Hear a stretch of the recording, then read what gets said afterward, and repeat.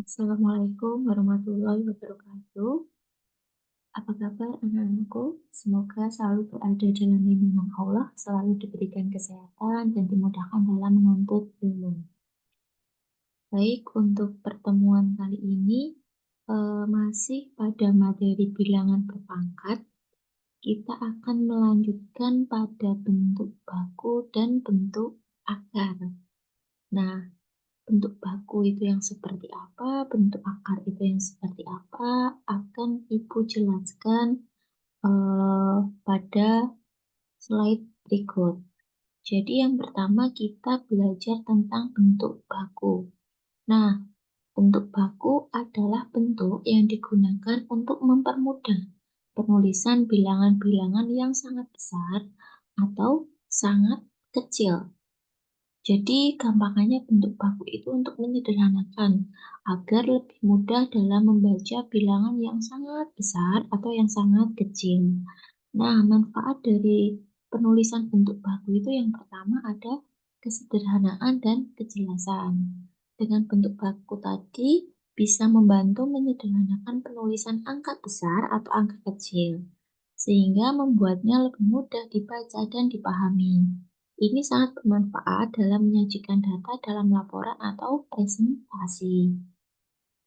Kemudian yang kedua yaitu meminimalisir kesalahan. Jadi kalau datanya sangat besar atau data bilangannya sangat kecil, itu bisa diminimalisir kesalahannya dengan cara merubahnya ke dalam bentuk baku. Jadi dengan menulis angka dalam bentuk baku, resiko kesalahan dalam menulis, membaca, atau menghitung angka besar atau kecil itu berkurang. Kemudian, kita langsung saja untuk cara penulisan bentuk baku. Di sini Ibu berikan langkah-langkahnya juga. Jadi di sini ada, sebentar.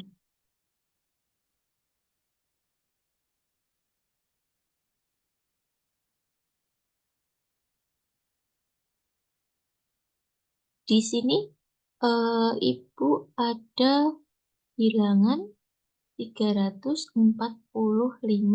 juta ya ini ya, 345 juta. Nah, kira-kira dari 345 juta ini bagaimana cara merubahnya ke bentuk baku? Nah, untuk langkah satu yang perlu kalian catat atau kalian pahami, yaitu pindahkan tanda koma ke kiri sampai tertinggal satu angka. Jadi, posisinya dari sini ya. Dari titik ini, kita berjalan ke kiri sehingga angkanya itu tertinggal satu angka. Nah, berarti komanya eh, berjalan kira-kira berapa langkah biar hanya tertinggal satu angka. Nah, kebetulan dari 0 sini sampai angka 4 itu sebanyak 8 langkah. Berarti untuk penulisannya bisa kita tuliskan menjadi 3, di sini 3.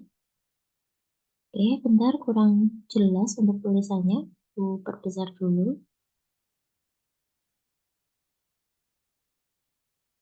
Oke, jadi tadi kan komanya berjalan ke kiri sejauh 8 ya. Berarti kan nanti letak komanya kan di sini ya. Sini. Berarti sini bisa kita tuliskan untuk setelah komanya pindah tadi menjadi 3,45.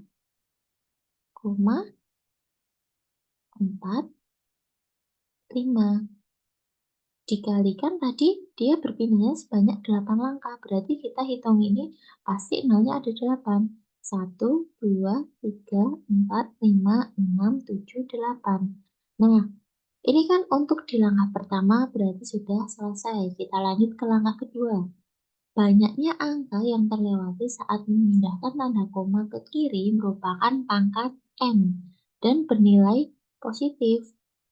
Nah, berarti tadi kan berpindahnya sebanyak 8. Dia pindahnya ke kiri ya. Berarti sini bisa kita tuliskan menjadi 3,45. Tadi 0 yang di sini ada berapa? Ada 8 kan? Berarti sini jadi 10 pangkat 8. Nah, sehingga bentuk baku dari 345 juta adalah 3,45 dikalikan dengan 10 pangkat 8. Nah, di sini kan diminta untuk mengisi nilai A-nya. A-nya yaitu 3,45. Kemudian untuk N-nya berarti 8. N itu menunjukkan pangkatnya. Pangkatnya di sini ada 8. Itu untuk contoh yang pertama. Kemudian untuk contoh yang kedua, nah ini diminta untuk menuliskan bentuk baku juga. Nolnya banyak banget kan ini. Ketika kalian membaca, pasti kalian bingung. Ini kira-kira juta atau triliun atau miliar. Nah, kalian kan akan kebingungan. Nah, untuk langkahnya masih sama seperti yang contoh pertama tadi. Pindahkan tanda koma ke kiri sampai tertinggal satu angka. Jadi kuncinya sampai tertinggal satu angka. Berarti kan nanti komanya berjalan ke arah kiri dan tertinggal satu angka. Berarti kan di sini letaknya. Sehingga bisa kita tuliskan di sini 1. Terus langkah berikutnya, banyaknya angka yang terlewati saat memindahkan tanda koma ke kiri merupakan pangkat N dan bernilai positif. Jadi nilainya positif ya saat dia eh, pindahnya ke kiri. Berarti bisa kita tuliskan sini 1. Kemudian tadi di sini eh, nolnya sebanyak 13. Ini ya sudah Ibu berikan keterangan. Berarti sini pangkat 13. Berarti untuk bentuk baku dari contoh soal yang kedua ini adalah 1 dikalikan 10 pangkat 13. Sehingga diperoleh A-nya adalah 1 dan N-nya adalah 13. Gitu ya, ketika untuk bentuk perpangkatan yang bernilai positif. Nah, kira-kira bentuk perpangkatan yang bernilai negatif ada nggak? Ada. Nah, untuk bentuk pangkat yang bernilai negatif, ini sudah diberikan untuk contoh soalnya. Di sini ada nilai 0,000068. Nah, di sini diminta untuk merubah ke dalam bentuk baku. Langkah pertamanya yaitu memindahkan tanda koma ke kanan sampai ke satu angka yang bukan 0. Ingat, satu angka bukan 0. Tadi kalau yang pangkat positif tadi pindahnya ke kiri, kalau yang pangkat negatif pindahnya ke kanan. Dan harus satu angka yang bukan 0. Berarti ini bisa kita peroleh menjadi ini 5, 1, 2, 3, 4, 5. Oh, berarti harusnya di sini. Harusnya nanti komanya di sini letaknya yang Ibu berikan tanda warna ungu. Berarti bisa kita tuliskan 6,8. Tadi 1, 2, 3, 4, 5. Iya, benar. 6,8. Nah, tadi kalau pindahnya ke kiri itu dikali. Sekarang kalau pindahnya ke kanan itu lawannya dibagi. Dia berpindahnya sejauh 5 koma atau 5 langkah. Berarti harus kita bagi dengan 100.000. Nah, 100.000 itu nilainya sama seperti 10 pangkat 5. Jadi 5 ini menunjukkan banyaknya nolnya pada bilangan tersebut. Nah, pada sifat perpangkatan di bilangan negatif itu kan misalkan ada 10 pangkat min 5. Berarti bisa kita rubah ke bentuk positif dengan cara dirubah menjadi 1 per 10 pangkat 5. Itu ya, diingat kembali untuk sifat yang ini. Nah, di sini berarti tetap 6,8. Kemudian tadi 6,8 terus kemudian dikalikan ya, berarti ya dikalikan sama 1 per 100.000 karena tanda bagi itu bisa berubah menjadi kali dengan syarat penyebutnya dirubah menjadi pembilang atau kita gunakan sifat dari perpangkatan bilangan negatif. Nah, kemudian untuk langkah yang kedua yaitu banyaknya angka yang terlewati saat memindahkan tanda koma ke kanan merupakan pangkat n dan bernilai negatif. Nah, ini kan berarti ya Ibu lingkarin ini berarti kan nilainya sama seperti 10 pangkat 5 yang di bawah ini. Berarti kalau kita naikkan di posisi atas, berarti menjadi 10 pangkat min 5. Berarti sini kita peroleh 6,8 dikalikan dengan 10 pangkat min 5. Sehingga diperoleh A-nya adalah 6,8 dan E-nya adalah min 5. Gitu ya. Terus kemudian untuk contoh soal yang kedua, ada bentuk baku dari 0,00000789. Nah, di sini untuk langkahnya masih sama. Pindahkan tanda koma ke kanan sampai ke satu angka yang bukan 0.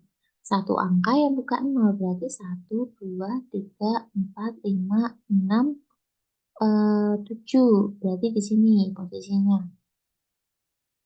Kalau yang tadi 6,8, sekarang 7,89.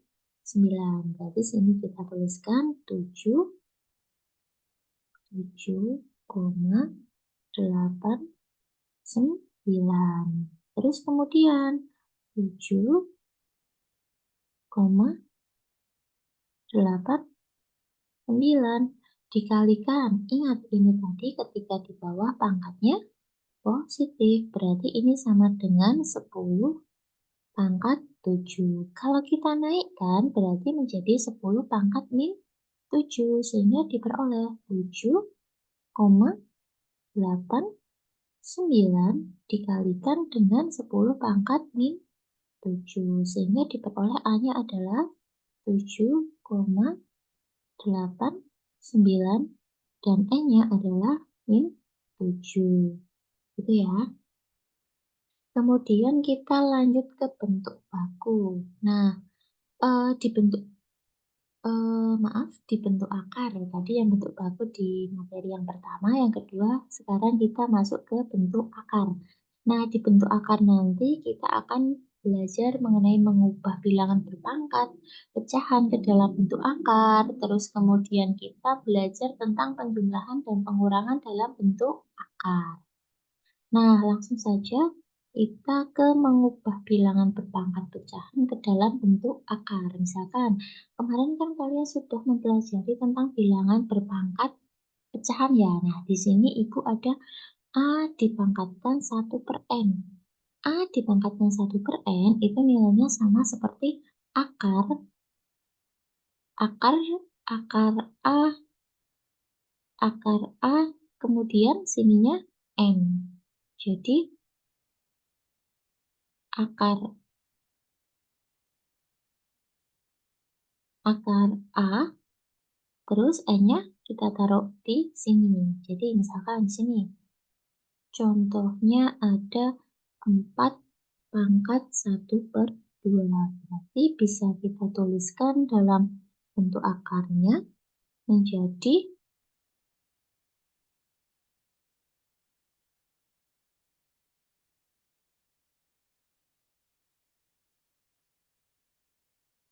gini ya, 4 akar 2. Kalau ini tadi kan A akar N.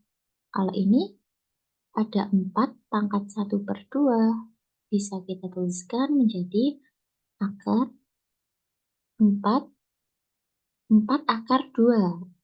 Maaf, 4 akar 2. Nah, berikutnya di sini ada 12 pangkat 1/5. Berarti bisa kita tuliskan akar 12 akar 5. Ini ya, 12 akar 5. Oke. Gitu ya. Itu cara merubah bilangan berpangkat pecahan ke dalam bentuk akar. Nah, untuk bentuk pecahan yang kedua ada A pangkat M per N. Nah, ini nanti hasil bentuk akarnya adalah A akar dari A pangkat akar dari A pangkat M akar M. Nah, berarti di sini misalkan contohnya agar lebih mudah memahami. Di sini ada 4 pangkat 3/2, berarti bisa kita tuliskan akar 4 pangkat 2, 3.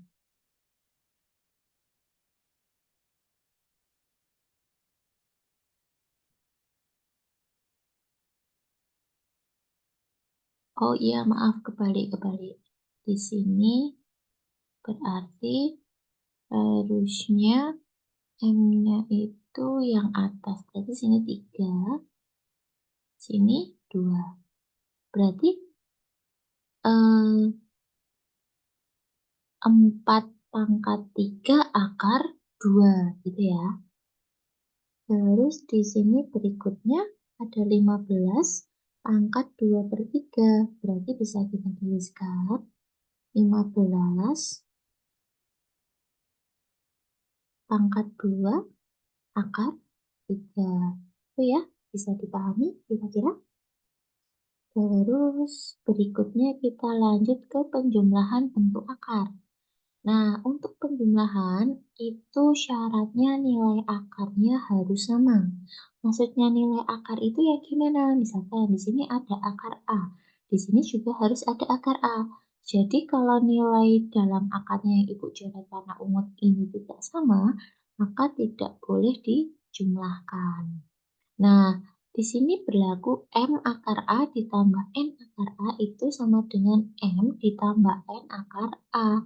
Nah, untuk lebih jelasnya, Ibu berikan untuk contohnya, di sini ada 4 akar 3 ditambah sama 3 akar 3. Berarti bisa kita tuliskan 4 ditambah sama 3, kemudian akar 3-nya tetap. Sehingga hasilnya adalah 7 akar 3. Nah, kemudian untuk contoh berikutnya ada 7 tambah 4. Tambah kalau ini tulisnya cuma akar 7, berarti depannya adalah 1. Berarti bisa kita tuliskan 7 ditambah sama 4, kemudian ditambah sama 1, kasih kurung dulu, terus ini akar 7. Sehingga diperoleh untuk hasilnya adalah 7 ditambah dengan 4 ditambah dengan 1, berarti 12 akar 7. Gitu ya untuk penjumlahan. Terus kemudian untuk pengurangan, di pengurangan juga sama, berlaku seperti penjumlahan tadi, nilai akarnya harus sama. Berarti bisa langsung kita kerjakan. 9 dikurangi 3 akar 5. Berarti kita peroleh 9 kurangi 3 adalah 6 akar 5. Terus kemudian ada 12, ini 1 ya tadi ya, berarti 12 kurangi 2 kurangi 1. Kemudian di akar 3. Berarti 12 kurangi 2 kurangi 1, ketemu 9 akar 3. Gitu ya. Terus kemudian kita lanjut ke mengubah bentuk akar. Nah, bentuk akar itu bisa kita rubah agar akarnya menjadi lebih kecil atau menjadi lebih sederhana.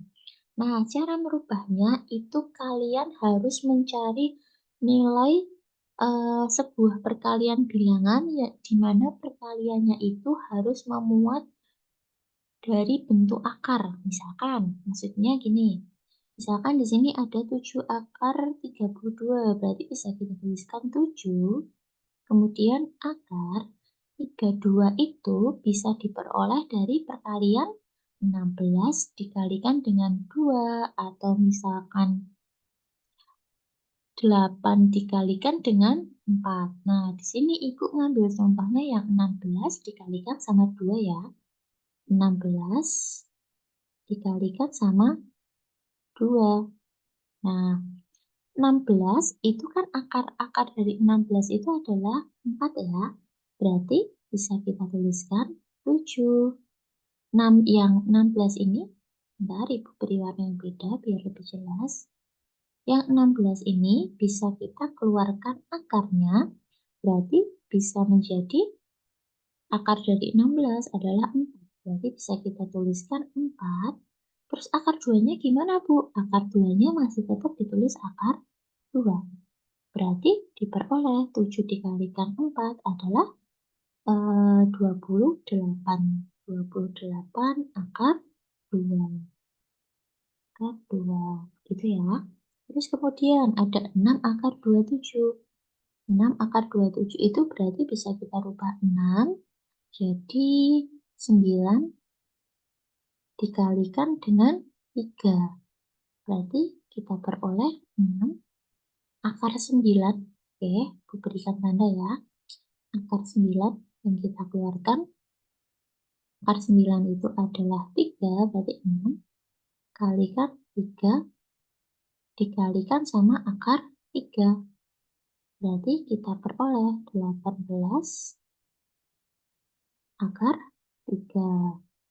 Terus kemudian ada 5 akar 12.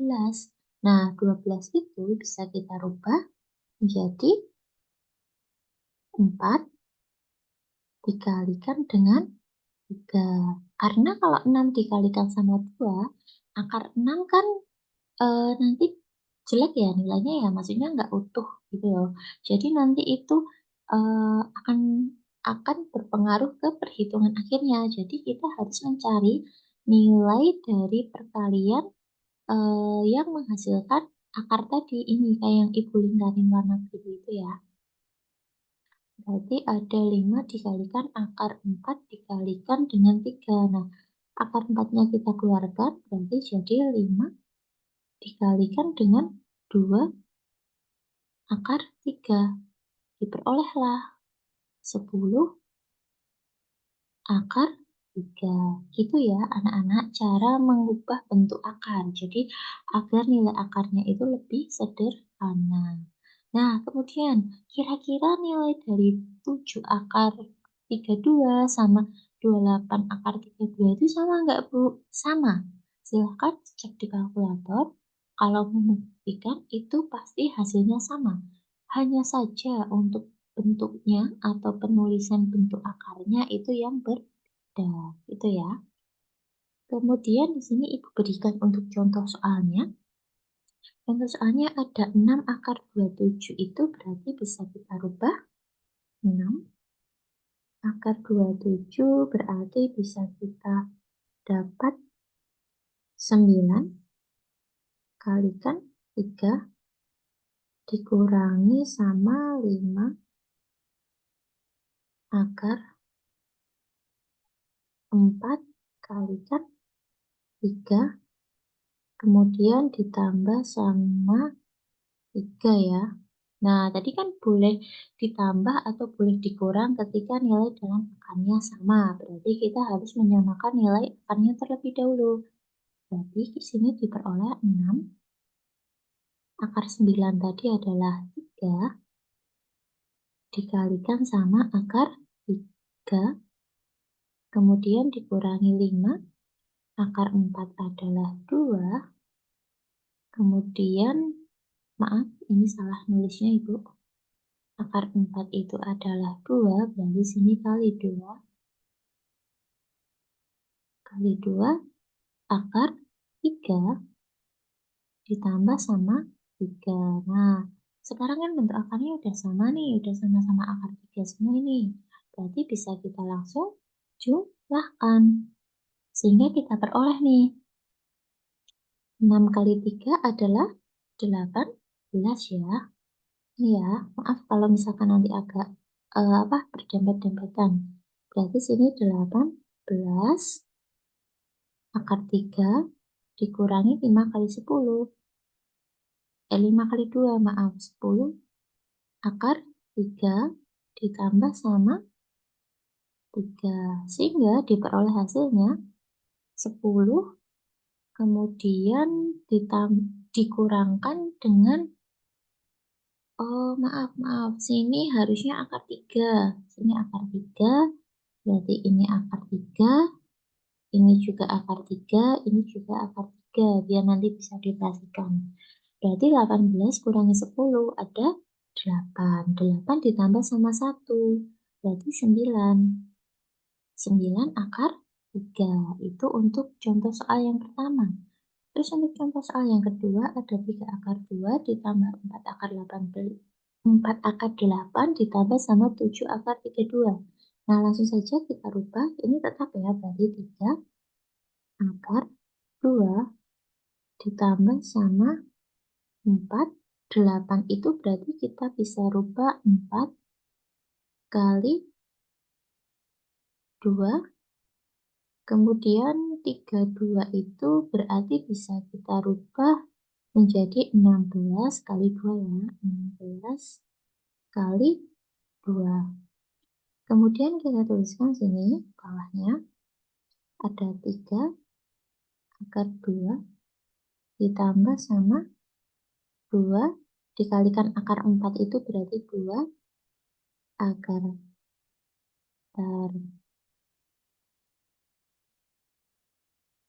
dikalikan sama akar 2 ditambah 7 akar 16 itu 4 berarti dikalikan 4 akar 2.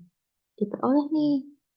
Berarti sini 3 akar 2 ditambah 4 akar 2 ditambah 7 kali 4 adalah 28 akar 2. Sehingga diperoleh 3 ditambah 4 ditambah sama 28. Berarti kita peroleh 35. Berarti sini 35 akar 2. Oke, mungkin untuk pembahasan tentang materi bentuk baku dan bentuk akar, Ibu cukupkan sampai di sini dulu. Nanti jika ada yang mau ditanyakan atau ada yang dibingungkan, boleh ditanyakan melalui WA Group atau melalui WA Jabri ke Ibu, Ibu persilahkan. Tetap semangat belajarnya. Sekian dari Ibu. Wassalamualaikum warahmatullahi wabarakatuh.